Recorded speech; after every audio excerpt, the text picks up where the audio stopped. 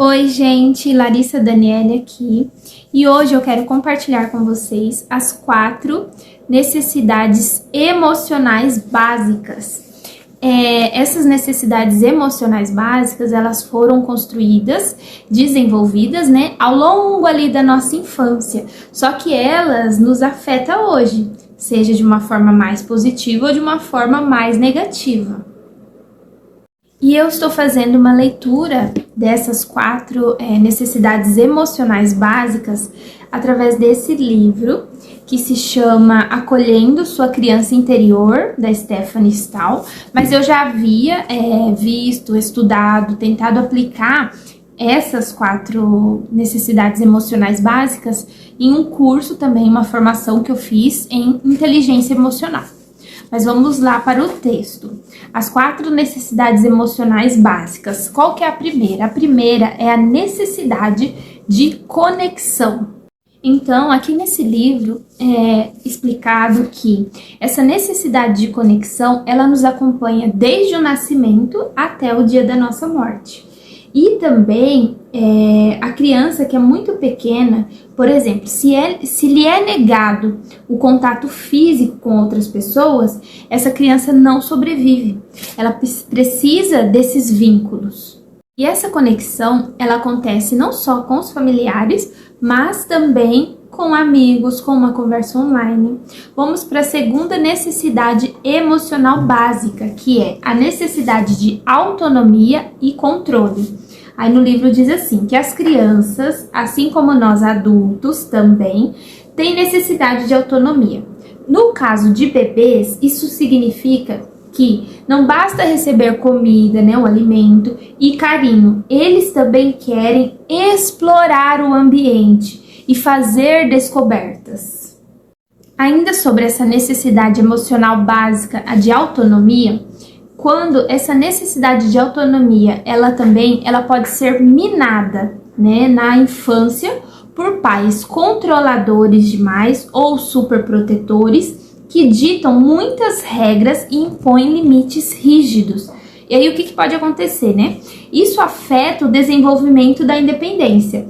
À medida que a pessoa se torna adulta, a criança interioriza todo esse receio e talvez se limite por duvidar muito da própria capacidade. Ou seja, desde pequeno foi se desenvolvendo isso, mas ela interioriza, ou seja, aquilo fica dentro dela, todo esse medo, todo esse receio, e pode formar algumas crenças que seriam essa de incapacidade, de não sou capaz. A terceira necessidade emocional básica é a necessidade de prazer. Então diz assim, que prazer e desprazer estão profundamente ligados às emoções e constitui parte essencial do nosso sistema de motivação. Aí ele dá aqui um exemplo. Gente, eu tô pegando alguns resuminhos, tá? Que eu fiz ontem quando eu estava lendo esse capítulo. Alguns pais limitam as sensações de prazer da criança de maneira rigorosa. E tem outros que são muito permissivos e aí a mimam. A quarta necessidade básica emocional é a necessidade de autoestima e reconhecimento, onde ela explica assim, que a necessidade de reconhecimento, né, ela é inata. Essa necessidade está intrinsecamente ligada à nossa necessidade de conexão, porque ela vai fazendo algumas ligações entre as outras necessidades, né? Porque se uma pessoa não nos reconhece, não podemos estabelecer com ela um vínculo. E ela explica também que o desejo de ser reconhecido está ligado a um outro fator, voltando lá na questão da infância, né? Ainda bebês, sabemos por meio do comportamento de nossos pais se somos amados e queridos ou não. Então, vocês estão vendo a importância dessa questão do reconhecimento, dessa construção aí da autoestima. Aí ela fala assim, achei um ponto interessante de falar. Ela diz assim aqui no livro, né, que o renomado sexólogo americano David Schnarch chamou esse processo de autoestima espelhado. Isso até me lembra um termo que a gente tem de Lacan na psicanálise, né? A criança vê refletido nos cuidadores se ela própria está bem ou não. Por exemplo, quando a mãe sorri para ela, é como se segurasse um espelho na sua frente, mostrando que a mãe está feliz por saber que ela existe. É por meio do comportamento dos cuidadores que a criança desenvolve a autoestima. E também na fase adulta temos essa necessidade de reconhecimento alheio, porque desde o nascimento somos condicionados a compreender nossa autoestima através do reflexo que outras pessoas nos mostram de nós. Gente, voltando um pouco a essa questão que ela trouxe aqui do sexólogo, que ele fala da autoestima espelhada, que eu li anteriormente, lembra algo que na psicanálise a gente fala ali quando está constituindo esse sujeito. Quando a criança nasce, ainda vai se constituir o sujeito para a psicanálise. E é só você pensar, com certeza você já viu isso, recordar que quando a criança ali, bebê ainda, né, de colo, ainda não anda, vou colocar assim, ele sempre tá vendo quem? Tá vendo quem tá fazendo essa função materna aí que a gente coloca, geralmente é a mãe, mas não é uma regra. Ele tá vendo sempre esse cuidador ali que cuida dele todos os dias, né? Então, por isso que é um espelho. Se essa pessoa está sorrindo, essa criança sente como se ela estivesse bem também. Por isso essa coisa do reflexo. Então, é possível ver, né, a importância dessa necessidade emocional básica de autoestima e reconhecimento que se inicia lá na infância. Falando mais um pouco da autoestima, eu quero mostrar esse trecho aqui para vocês, né? Que, no entanto, nossa autoestima dita até que ponto precisamos de reconhecimento alheio. Pessoas com baixa autoestima, isto é, que se identificam frequentemente com sua criança sombra, em geral dependem mais do reconhecimento alheio do que aquelas que são mais seguras de si, cuja criança sol se desenvolveu bem. Eu não expliquei, não vou entrar agora, mas ela fala sobre uma questão ela chamou de criança sombra, se dá pra ver, e aqui na outra capa da criança sol. Gente, todas as pessoas vão ter essas duas crianças interiorizadas de alguma forma, né? Eu sempre falo aquela frase do Caligares. Caligares já é um psicanalista muito renomado, muito reconhecido, faleceu recente, que ele traz que a nossa vida adulta nada mais é do que guiada por rastros da infância. E só mais esse trecho, ela traz, né, que a autoestima é o epicentro de nossa psique. Nossos recursos mentais se alimentam dela.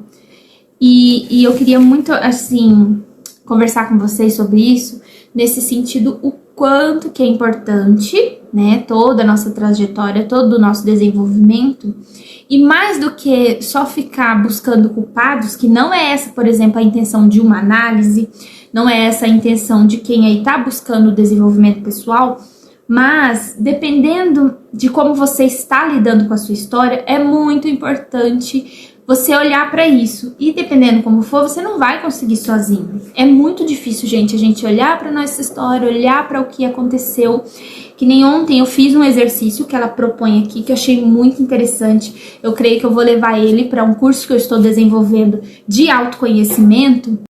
Ao fazer esse exercício do livro, para mim foi bem tranquilo, não foi tão difícil olhar. Eu consegui ver coisas que eu ainda não havia falado na análise pessoal, eu enquanto paciente, mas foi muito interessante não sentir tanta dor, não sentir tanta angústia ao olhar aquilo, não sentir tanta culpa e nem culpar, né, essa questão da família, porque eu já vi isso na minha análise pessoal, né, e no dia a dia eu trabalho muito a questão do autoconhecimento de uma forma prática na minha vida, mas eu vi coisas difíceis de ver.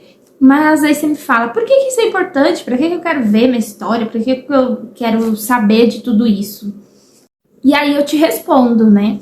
Quando a gente age de uma forma inconsequente, de uma forma sem muita consciência, utilizando até a palavra inconsciente num sentido de substantivo, num sentido de adjetivo, tô inconsciente, não sei o que eu tô fazendo, não no sentido do que o Sigmund Freud, né, o criador da psicanálise, trouxe para nós, nesse sentido de um sistema.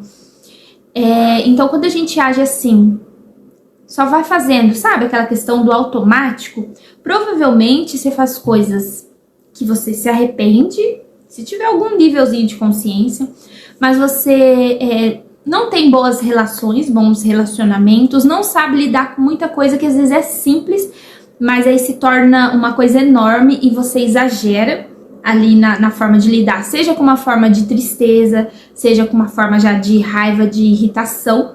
E tudo isso, de alguma forma, na verdade, você está beneficiando essa criança. Você, no seu eu adulto de hoje, está de alguma forma, eu falei beneficiando, mas acho que a palavra correta seria tentando proteger essa criança sombra, tentando proteger essa criança ferida que tem a ver com a sua história. Entende? Então você age, como eu trouxe ali, inconsequentemente, você só age no automático. E aí você não sabe o que você tá fazendo. Então por isso que é importante a gente olhar para nossa história, né? Nesse caso desse livro tem esses exercícios, no caso da análise pessoal, que é o que eu trabalho, tem uma outra forma ali que a gente se utiliza da associação livre, para você falar livremente sobre a sua história. E nisso você vai conseguindo de alguma maneira elaborar tudo isso, sabe? Dentro de você, elaborar tudo isso, como você vai lidar com isso. E aí provavelmente você vai conseguir mais para essa criança. Então é isso, gente. Eu quis compartilhar com vocês essas 4 necessidades emocionais básicas. Mas eu queria dizer assim, indicar, né? Primeiro, pega pra você. Mesmo que você é pai, você é mãe, você é avô, você é tio, você faz essa função de cuidar de alguma criança, entenda que isso aqui é muito importante para as crianças em si, né? Que estão nessa fase. Mas entenda que você tem aí também a questão, você carrega dentro de si a questão da sua história, que aí tem várias abordagens que vai chamar de criança ferida, criança interior. Aí nesse livro aqui, nesse caso, fala dessa criança sol e criança sombra. Mas primeiro olhe para você, né? Dentro do que for possível. Como eu falei, se aprofundaria e iria lá no cerne em uma análise pessoal, que é o meu trabalho, né? Mas também você pode aí tentar buscar a questão do autoconhecimento, que é uma outra coisa, uma outra vertente. Tá bom, gente? Eu espero que vocês tenham gostado. Não deixem de comentar, colocar dúvidas de vocês pra gente ir conversando, pra eu criar mais conteúdos também, conforme que vocês forem falando. E estamos rumo a 300 inscritos aqui no canal. Também, por gentileza, eu peço que vocês compartilhem esse vídeo, seja com quem é pai, com quem é mãe, com quem é avô, tio, mas seja com qualquer pessoa, adolescente, adulto, porque eu acho que isso vai ser importante na vida dessa pessoa. E eu espero que vocês deem like aí, curtem se vocês gostaram, tá bom? E eu tô muito feliz de estar aqui, gente. Uma coisa que eu gosto é ler, é estudar e é compartilhar esse conhecimento com vocês. Um grande abraço e até o próximo vídeo.